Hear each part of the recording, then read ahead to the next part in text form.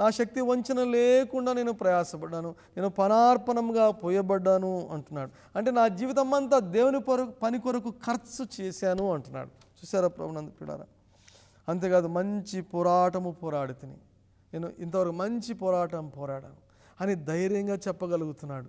అంతేకాదు నా పరుగు కడముట్టించి తిని. చూసారా ఎంత ధైర్యం! ఆయన పరుగు, ఆయన జీవితంలో చేయవలసిన పనంతా చేసేసాను అంటున్నాడు.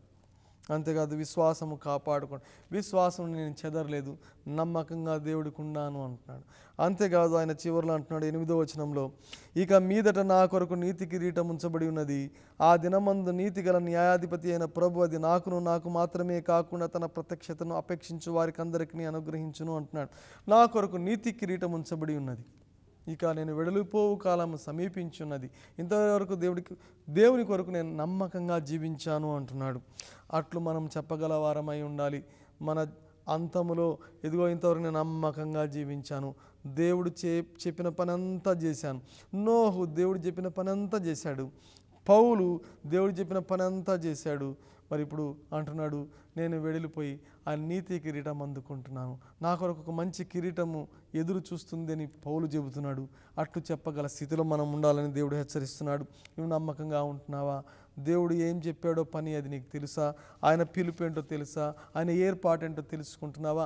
ఆయన చిత్తం అంటే ఏంటో తెలుసుకుంటున్నావా అని దేవుడు నిన్ను నన్ను హెచ్చరిస్తున్నాడు. ప్రభునందు ప్రియులారా, మరి సమయం చాలా సంకుచితంగా ఉంది, ఎప్పుడు ఆయన వస్తాడో తెలియదు. ప్రభునందు ప్రియులారా, మరి ప్రభు అతి సమీపంలో ఉన్నాడని మీరు వింటున్నారు కదా. ఒకవేళ తిని త్రాగుచు పెళ్ళికిచ్చుచు ఆనందిస్తూ దేవునికి దూరమై నశించిపోయే గుంపులో ఉండొద్దు. మరి అలా ఉంటే ఒకవేళ ప్రభుకు మీ హృదయం సమర్పించండి, ఈ సమయంలోనే సమర్పించండి. మరి రేపు నీది కాదు, ఎంత మాత్రము దాన్ని జాప్యం చేయవద్దు, పోస్ట్పోన్ చేయొద్దు. ఈ సమయంలోనే ప్రభుకు నీ హృదయం ఇవ్వు.